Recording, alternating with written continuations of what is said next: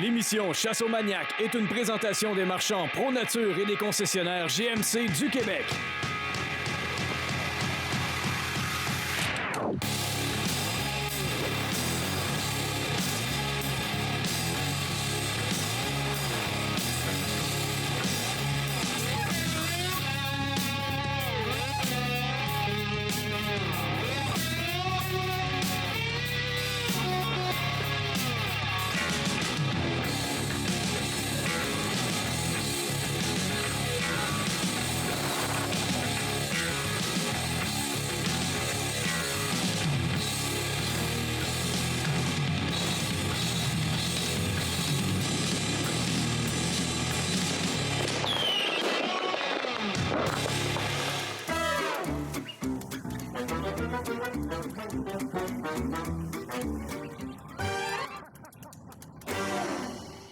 Salut les maniaques! Bienvenue à l'émission. Cette semaine, on s'en va pêcher à l'arc avec notre ami Samuel Paquette de Pêche à l'arc Québec. Bonne émission!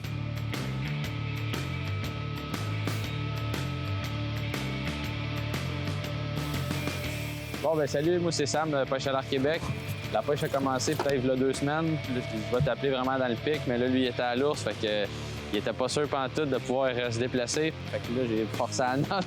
Yes, les maniaques, direction Saint-Hyacinthe, on s'en va à pêche à la carpe. Cet après-midi, on va faire une coupe de spots, là, un peu urbain dans la ville, là, un peu campagne-ville. Tout le monde pose plein de questions, puis qu'ils apprennent le sport, puis qu'il y a du poisson d'habitude. Yes, sûr.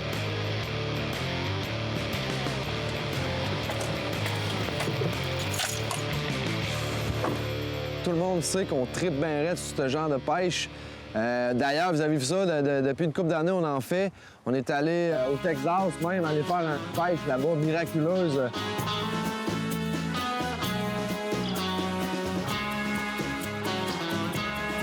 Le Texas, c'est très populaire, beaucoup aux États-Unis. C'est un sport qui est vraiment en croissance. Puis au Québec, ça commence à être développé.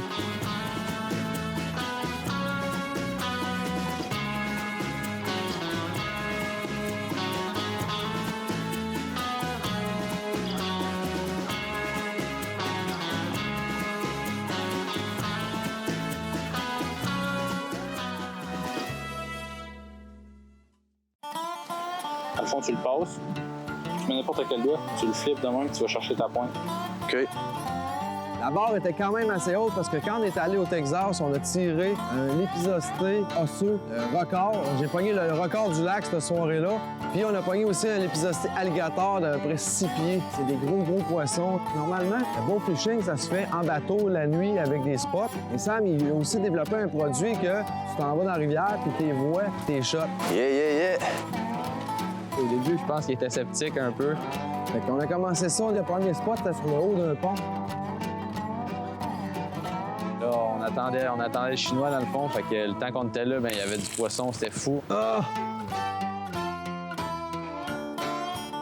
Ben, les shots, c'est dur, là. Même si tu pratiques pas mal, là, c'est une coupe de mètres là, pour les shots.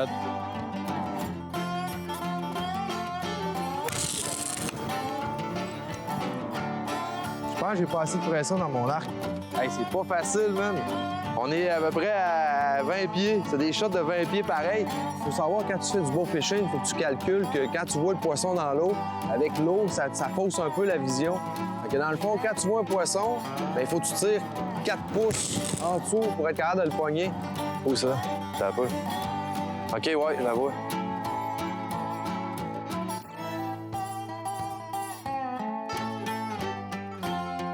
Honnêtement, on va dire une affaire, on va dire comme un gars a déjà dit.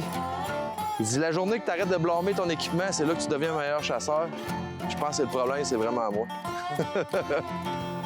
C'est à cause, si je tire là, je le mange, je casse ma flèche. OK.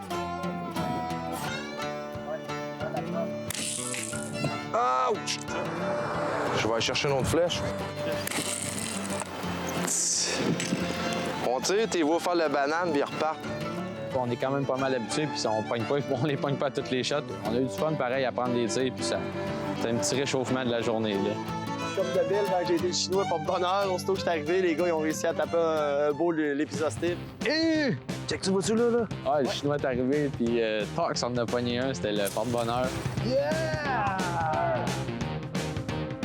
Check ça, check ça! Yeah!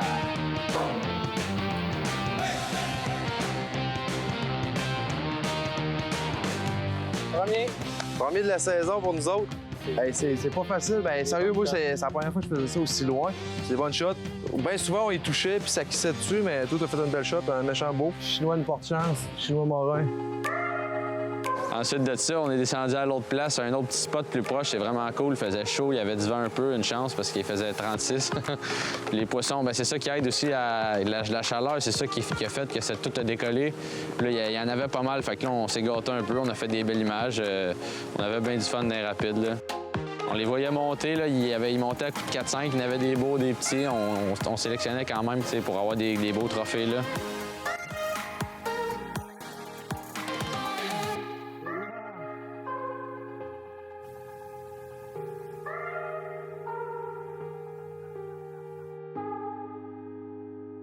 À un moment donné, ben, le Chinois, il a failli tomber à l'eau. C'était bien comique.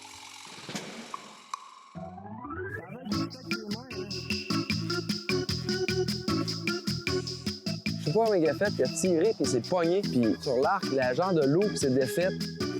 Il a fallu qu'il aille chercher ça de l'autre bord de l'eau. Le Chinois, c'était sa première expérience aussi à la pêche à l'arc. C'était un bon tireur. À l'arc, ben, c'est ça qu'il dit, je suis pas sûr, là, mais...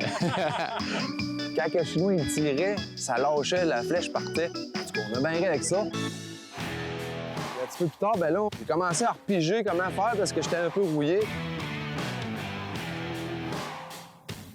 À un moment donné, quand tu pognes la twist, là, tu tires vraiment là, entre 8 et à 12 pouces en dessous du poisson. C'est le même que tu l'as. Fait que cet après-midi-là, on a tiré quand même plusieurs. On a fait une très belle pêche, c'était vraiment cool.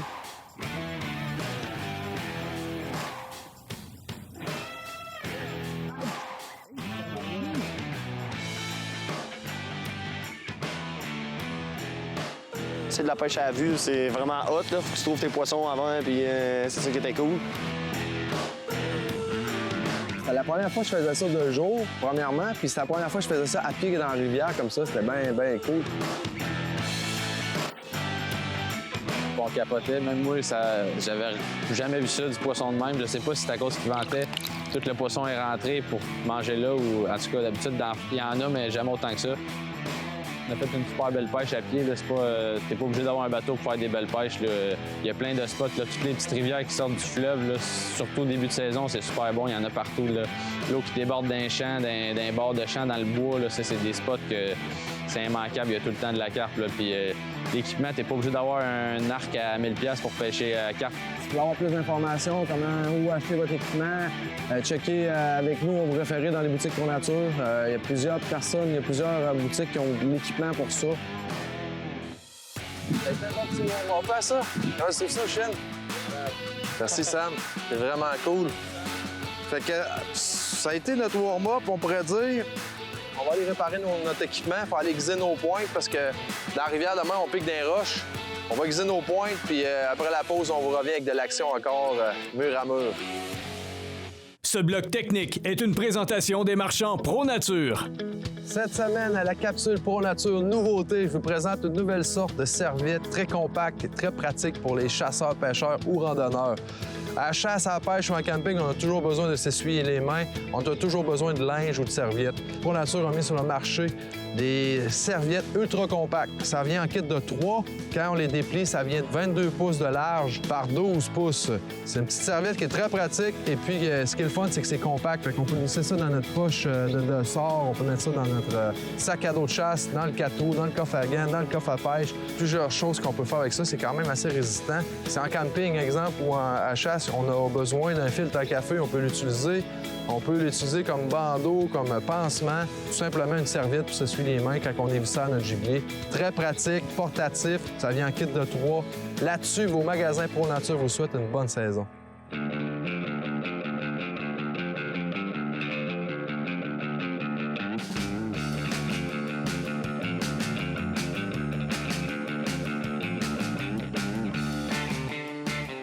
Donc, on est revenu le soir, on est retourné chez Sam, une très belle maison. Ils nous ont invités chez eux, super sympathique, très charmante conjointe. Et puis, on a mangé une bonne pizza.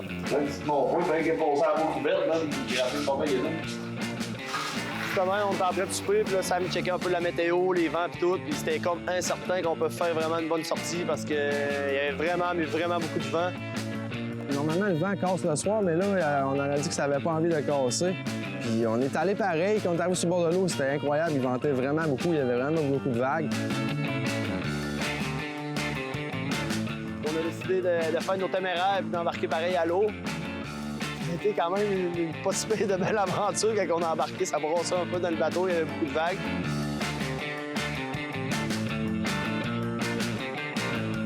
On arrive sur le spot, c'était juste fou, là. On a commencé, mais au début, il y avait un peu de vent, j'avais de la misère à rentrer. Fait que je montais un peu plus haut avec le moteur, puis là, on voyait ça grouillait de partout. Ça n'a pas été long, puis les flèches se sont fait aller. J'avais en tête de battre mon record, là, le record du lac que j'avais fait au Texas, un méchant gros, l'épisosité.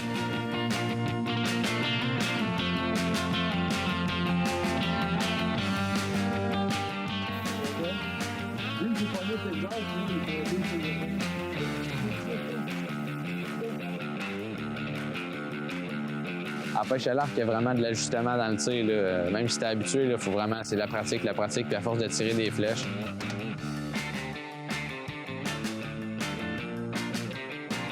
Puis c'est plaisant, il n'y a pas de pression, tu t'en vas avec ton arc. C'est sûr que vous allez en manquer, mais ça fait partie de la game. C'est comme on dit, si on l'avait à chaque fois, il n'y aurait plus de poisson, mais c'est tant mieux comme ça.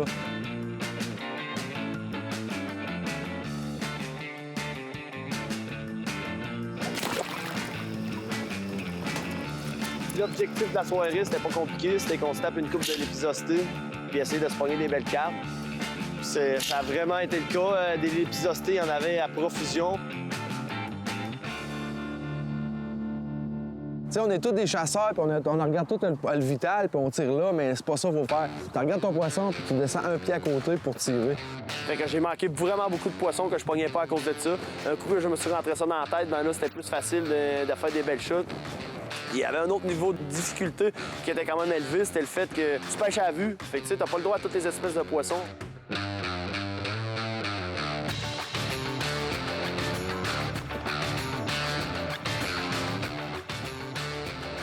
On a fait plusieurs doublés, moi puis le Chinois. C'était vraiment le fun. Tout de beau à l'épisosité, moi puis le Chinois, on a trippé bien raide.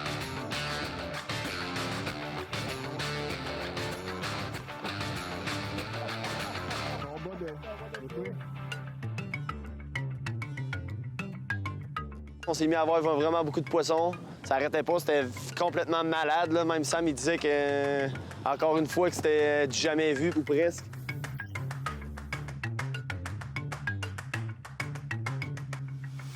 En rentrant, le défi, c'était vraiment des beaux l'épisosité. Puis en rentrant, il y en avait déjà des beaux. On a tiré.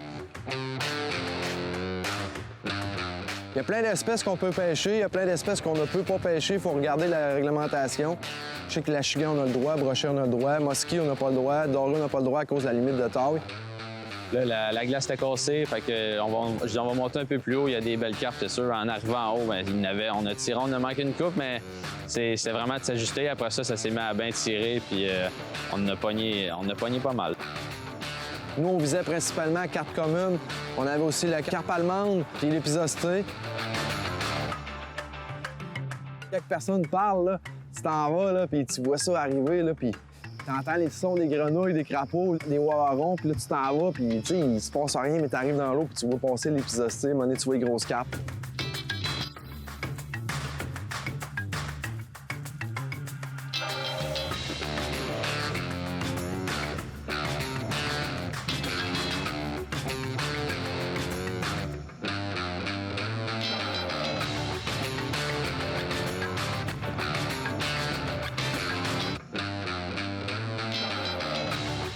Ah, c'est ça, dans le fond, nous autres, on pêche entre 4 et 5 pieds d'eau. Plus qu'on approche, des fois, il y a juste un pied, mais des carpes, ça se tient vraiment dans le foin, ses bords. Plus ses bords au centre, il y a l'épisosité qui va se nourrir d'un banc de poissons, mais c'est les côtés, puis où il n'y a pas gros d'eau du foin.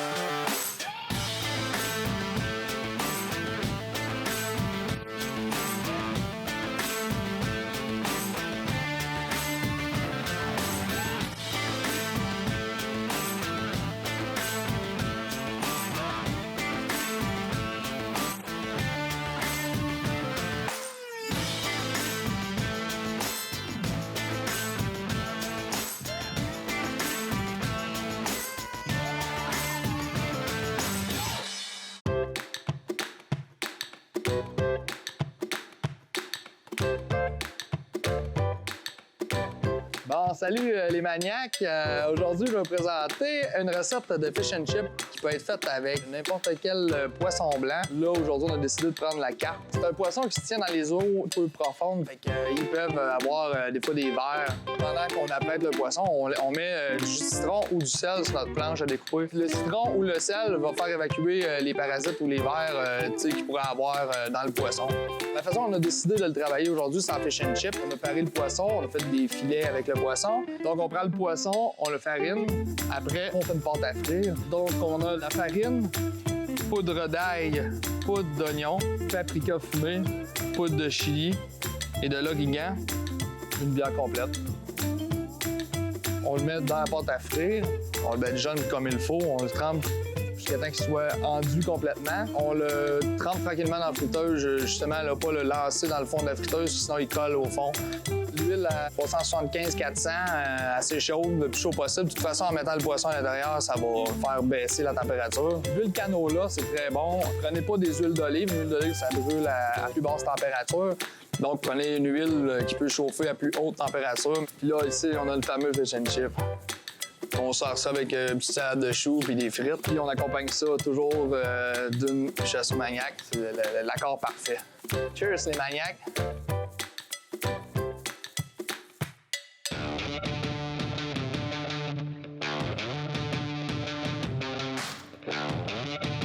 C'est tout le temps un bon duo avec notre chinois national. On a bien du fun. Puis ce qui est cool, c'est qu'on a fait plusieurs beaux doublés.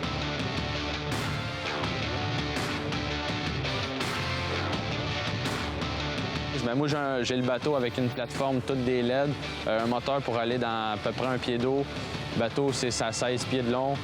C'est assez stable sur la plateforme, tu peux être 2. Regarde là. Regarde là. Au bout de là.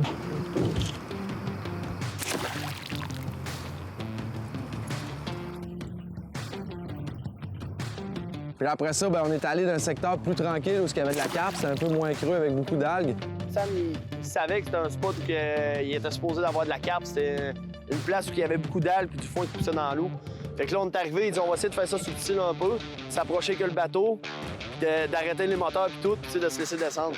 Là, comme de belle, il y avait beaucoup de vent. Sam est arrivé un petit peu trop vite. On est arrivé dans le banc de foin vraiment trop vite pour pouvoir faire des shots. Des carpes, ça a parti sur tous les bords. On capotait. Des carpes de 30 livres au moins.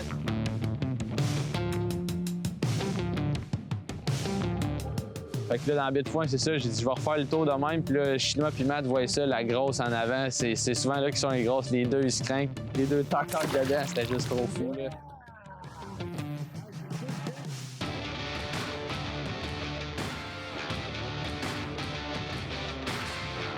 Ça a été notre plus gros poisson de la soirée, à une carpe d'environ 25 livres. Ça a été vraiment hot.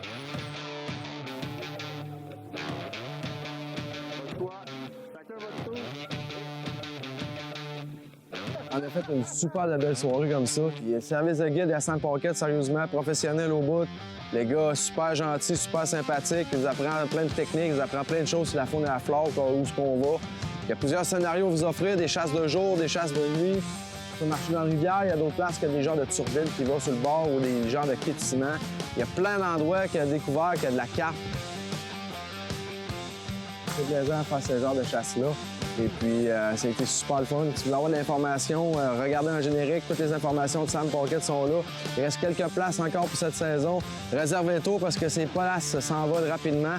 Moi, ce que je vous conseille, là, c'est un arc là, pour commencer. Prenez un arc de base vraiment. Là, ça vous prend juste l'équipement exprès pour la pêche, là, la flèche, l'appui-flèche, bobine. Nous autres, c'est AMS Bowfishing des États-Unis qu'on utilise. La pression, c'est de 35 à 50, dépendamment de ce que vous voulez. Moi, je suis à 52 personnellement parce qu'on fait des long shots des fois, puis les flèches sont bien pesantes, fait que ça drop. Là. Ça a été tout qu'un beau trip. Merci Sam, Pêche à l'Arc Québec pour l'invitation. Le Chinois vous salue. Yeah! You rock!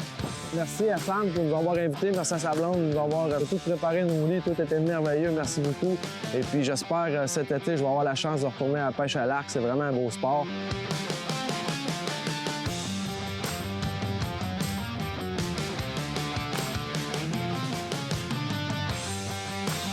Je vous souhaite d'essayer ça une fois dans votre vie, les maniaques. Ça vaut le coup. c'est original. Ce mélange de pêche puis d'adrénaline de chasse, c'est vraiment cool. Moi, je dirais que c'est vraiment, ça s'approche vraiment de la chasse plus que de la pêche, là. C'est vraiment cool. Tu t'en vas, là, puis tu cherches le poisson, puis avec ton arc, c'est vraiment capoté. Pour ceux qui aimeraient ça essayer ça, ça va me faire plaisir de vous amener une nuit à nous suivre sur Facebook, Pêche à l'Arc Québec. On est une belle équipe, on a du fun, on est tous là pour répondre à vos questions. Pas une place de compétition, puis on a du fun tout le monde ensemble. Là-dessus, les maniaques, merci beaucoup de nous suivre. À la semaine prochaine. Chasse aux maniaques fut présenté par les concessionnaires GMC et les marchands Pro Nature.